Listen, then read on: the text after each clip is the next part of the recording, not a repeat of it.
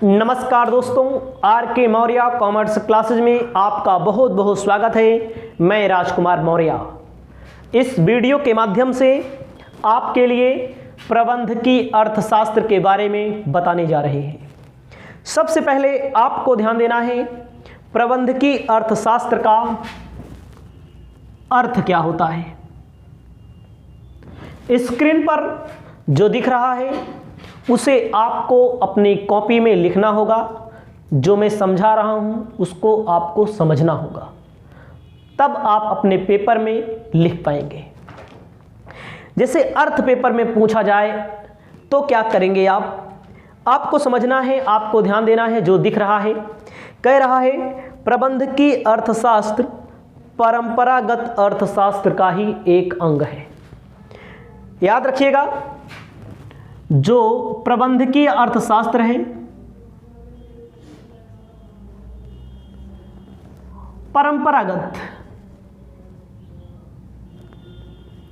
परंपरागत मतलब जो पहले से अर्थशास्त्र चला आ रहा है उसी का एक छोटा सा अंग होता है। यहां पर हम पूरे अर्थशास्त्र का अध्ययन नहीं करते हैं। प्रबंधकीय अर्थशास्त्र में यहां पर जो अध्ययन किया जाता है, यहाँ पर जो फर्म होती है, व्यावसायिक फर्म होती है, फर्म की समस्याओं का अध्ययन किया जाता है। फर्म की समस्याओं का अध्ययन किया जाता है। आपको याद रखना है, इसके पहले आपको माइक्रो इकोनॉमी बताया, मैक्रो इकोनॉमी बताया। आपको माइक्रो का मतलब मैंने बताया छोटा, मैक्रो का मतलब मैंने बताया बड़ा। छोटे इकोनॉमिक में यानी कि माइक्रो इकोनॉमिक में आपको पढ़ना होता है एक फर्म से संबंधित, एक प्रोडक्ट से संबंधित। लेकिन मैक्रो इकोनॉमिक में आपको पढ़ना होता है कुल अर्थशास्त्र से संबंधित, कुल रोजगार से संबंधित, कुल मांग या पूर्ति से संबंधित, कुल आर्थिक विश्लेषण से संबंधित। आपको समझना है प्रबंधकी अर्थशास्त्र में फर्म मतलब एक फर्म की समस्याओं का अध्ययन किया जाता है। अर्थशास्त्र का संबंध आर्थिक सिद्धांतों से होता है। प्रबंधकी अर्थशास्त्र उन आर्थिक सिद्धांतों का अध्ययन करता है जिनका उपयोग व्यवसाय की व्यवहारिक समस्याओं के अध्ययन के लिए किया जाता है। आपको पता होना चाहिए व्यवसाय में तमाम आर्थिक समस्याएं होती हैं। उन समस्याओं को पूरा करने के लिए प्रबंधकीय अर्थशास्त्र को हम लोग पढ़ते हैं। आपको समझना है इसमें फर्म की समस्याओं का विवेचन किया जाता है। फर्म की समस्याओं के विवेचन के लिए जो आर्थिक समस्याएं होती हैं उनके लिए हम लोग प्रबंधकीय अर्थशास्त्र पढ़ते हैं। ये जो काले अक्षरों में लिखा है इसे आपको अपनी कॉपी में लिख लेना है ताकि आप अच्छे से अपने पेपर में लिख पाएँ। मैंने आपको समझा दिया। आगे आपको क्या देखना है? आगे आपको देखना है प्रबंधकीय अर्थशास्त्र की परिभाषाएं। प्रबंधकीय अर्थशास्त्र की बहुत सारी परिभाषाएं आपको मिलेंगी। अगले पेज पर है, ध्यान देंगे। कहा गया है प्रबंधकीय अर्थशास्त्र के स्थान पर व्यावसायिक अर्थशास्त्र का भी उपयोग किया जाता है। आप पढ़े होंगे इसके पहले व्यावसायिक अर्थशास्त्र। प्रबंधकीय अर्थशास्त्र के स्थान पर व्यावसायिक अर्थशास्त्र का भी उपयोग किया जाता है। व्यावसायिक का मतलब क्या होता है? जो व्यवसाय की समस्याओं से संबंधित होता है उसे व्यावसायिक अर्थशास्त्र कहते हैं। आगे क्या है? आगे हम आपको बताना चाहते हैं, कह रहा है इसके अन्य नाम हैं व्यवसाय निर्णयों के लिए। इसका अन्य नाम क्या है? व्यवसाय निर्णयों के लिए।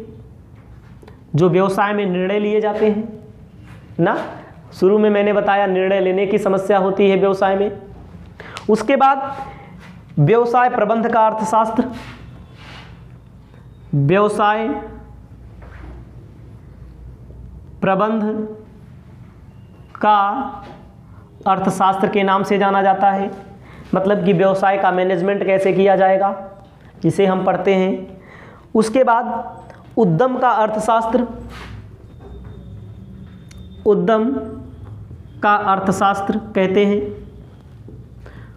उद्यम के अर्थशास्त्र के अलावा फर्म का सिद्धांत कहते हैं। बहुत सारे नाम है ना, व्यवसायिक अर्थशास्त्र, प्रबंधकीय अर्थशास्त्र, व्यवसाय के निर्णयों का अर्थशास्त्र, व्यवसाय के प्रबंधन का अर्थशास्त्र, उद्यम का अर्थशास्त्र, फर्म का सिद्धांत।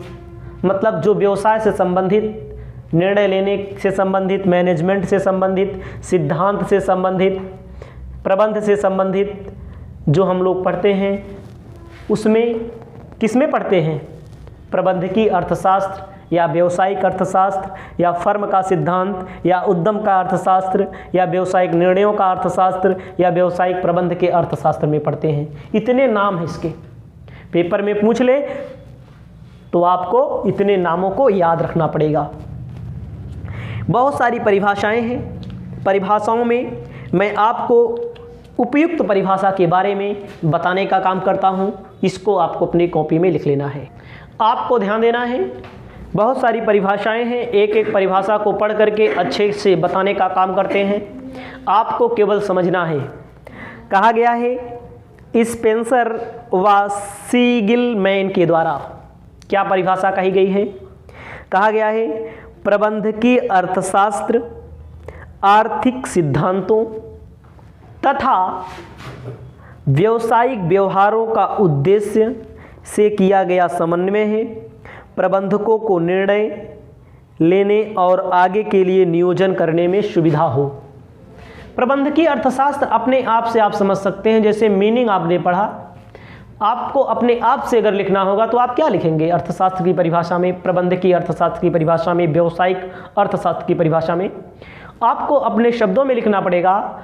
जो प्रबंधकीय अर्थशास्त्र होता है, इसमें फर्म की समस्याओं के लिए निर्णय लेने में सुविधा होती है। फर्म की समस्याओं के लिए निर्णय लेने के अलावा फर्म की समस्याओं में मैनेजमेंट के लिए सुविधा होती है, जिसके लिए हम लोग प्रबंधकीय अर्थशास्त्र या व्यावसायिक अर्थशास्त्र पढ़ते हैं।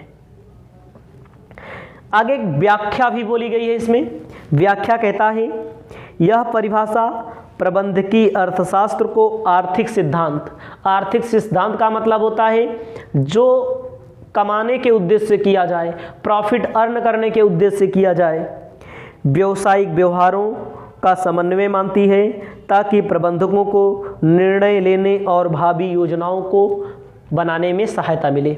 देखो भैया, जब हम लोग अर्थशास्त्र जो पढ़ते हैं, अर्थशास्त्र पढ़ने का मतलब होता है कि जो प्रबंधक होते हैं, जो मैनेजमेंट होते हैं, अपने बिजनेस के इकोनॉमिकल कंडीशन को जब तक जानेंगे नहीं, जब तक अपने बिजनेस के आर्थिक सिद्धांतों को जानेंगे नहीं, तब तक निर्णय कैसे लेंगे?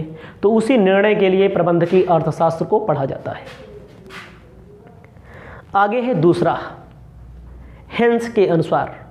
हेंस वाले में आप देखेंगे, कहता है प्रबंधकीय अर्थशास्त्र व्यावसायिक निर्णयों में प्रयुक्त किए जाने वाला अर्थशास्त्र है।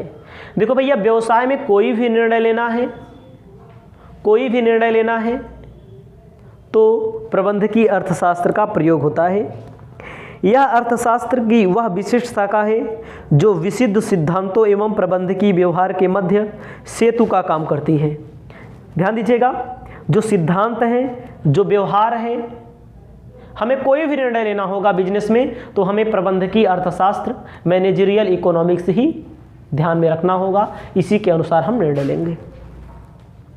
इसकी व्याख्या की भी कही गई है, व्याख्या को भी अच्छे से पढ़ लेते हैं। इस परिभाषा में प्रबंधकीय अर्थशास्त्र को अर्थशास्त्र की विशिष्ट शाखा माना गया है। कहा गया है इसके अंतर्गत आर्थिक विश्लेषण के उपकरणों द्वारा आर्थिक समस्याओं के समाधान की खोज की जाती है। भैया, आर्थिक समस्या का मतलब क्या होता है?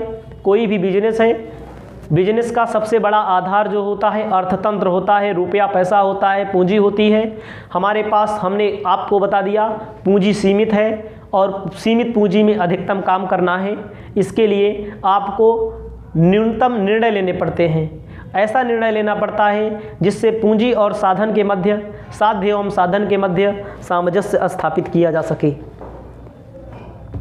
आगे कहा है वेट्स एवं पार्किंसन ने प्रबंधकीय अर्थशास्त्र सिद्धांत और व्यवहार दोनों में फर्मों का आचरण का अध्ययन करता है। जो प्रबंधकीय अर्थशास्त्र होता है, जो फर्म मतलब व्यवसाय, व्यावसायिक संस्था में उसके सिद्धांत और व्यवहार दोनों में आचरण का अध्ययन किया जाता है। आगे है चौथा नंबर, देखिए सब इसीलिए पढ़ दे रहे हैं ताकि सबका मतलब एक ही है, आपको अपने आप से लिखना पड़ेगा पेपर में, सबका नहीं याद रहेगा, ये हमको पता है। जोयल डीन ने क्या कहा है? प्रबंधकीय अर्थशास्त्र का आशय यह है कि किस तरह से आर्थिक विश्लेषण का उपभोग व्यावसायिक नीतियों के निर्धारण में किया जाता है। व्यावसायिक नीतियाँ, व्यवसाय में नीति बनानी है। जैसे नीतियाँ मैंने आपको बताया, व्यवसाय में बहुत सारे डिपार्टमेंट होते हैं। शुरू में मैंने आपको बताया ना, कौन कौन से डिपार्टमेंट होते हैं। वित्त विभाग होता है, विक्रय विभाग होता है, मैनेजमेंट विभाग होता है ना। तो इन सबसे संबंधित जो निर्णय लेना होता है, सबका मतलब एक ही है, आप इतना जानिए। अब आपको आगे पढ़ना है प्रबंधकीय अर्थशास्त्र की विशेषता मैं लिख करके आपको समझा देता हूं ना। विशेषता मैं लिख करके आपको समझा देता हूं। हमारे पास जो किताब है इसमें कहा गया है, हिंदी में कहा गया है व्यष्टिगत विश्लेषण स्वभाव। व्यष्टिगत विश्लेषण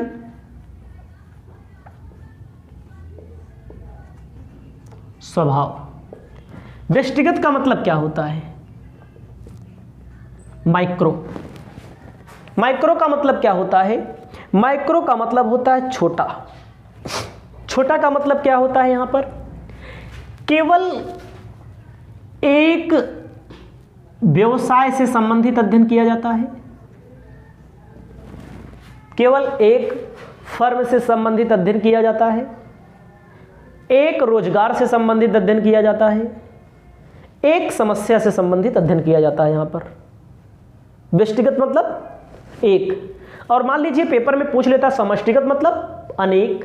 अनेक का मतलब मैक्रो इकोनॉमी, जिसमें कुल रोजगार, कुल उत्पादन, कुल मांग व आपूर्ति, कुल प्रोडक्शन, तमाम चीजें आती हैं। दूसरा आपको समझना है, इसमें कहा गया है फर्म का अर्थशास्त्र। फर्म का अर्थशास्त्र। फर्म का अर्थशास्त्र का मतलब क्या होता है?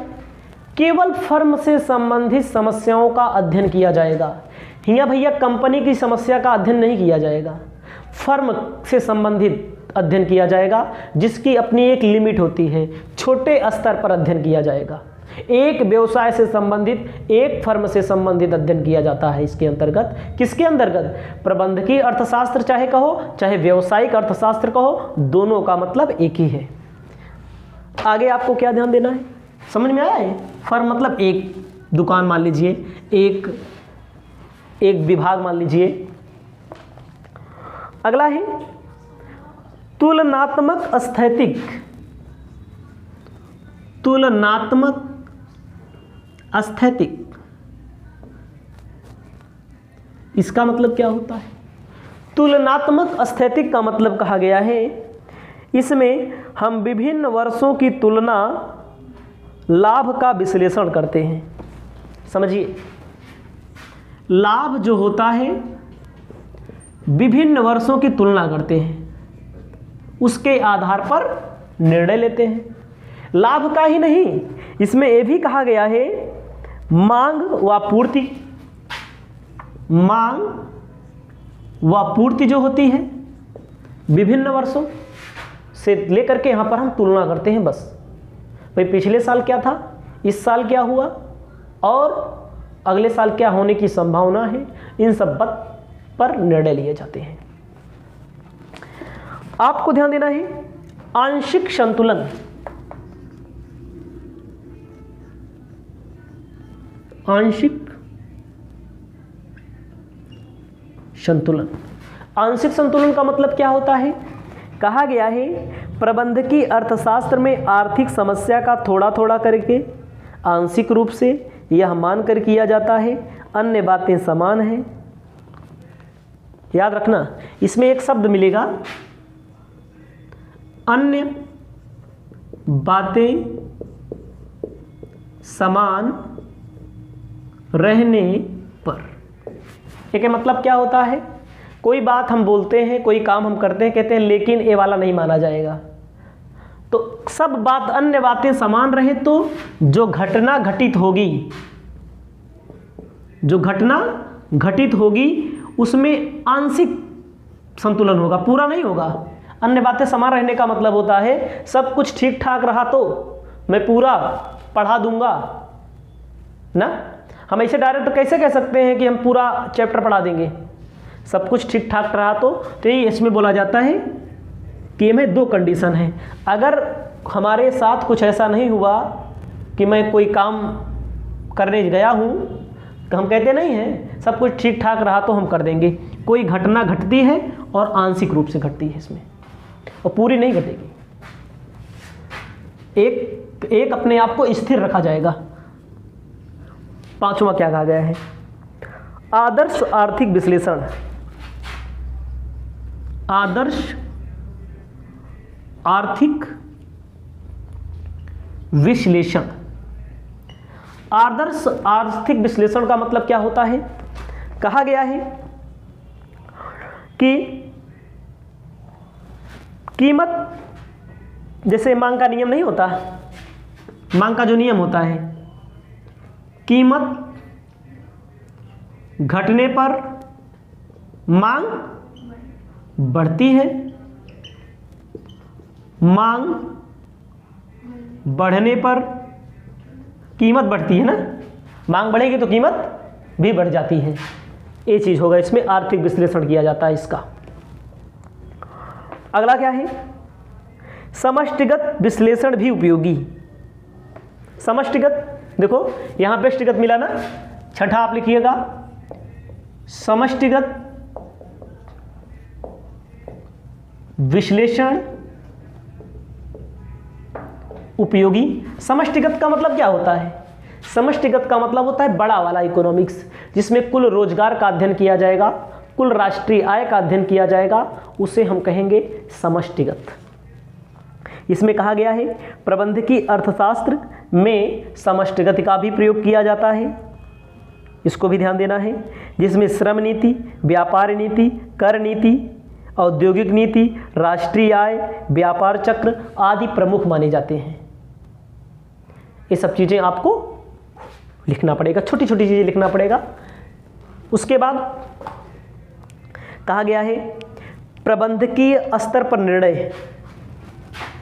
कौन सा है? 7वां नंबर।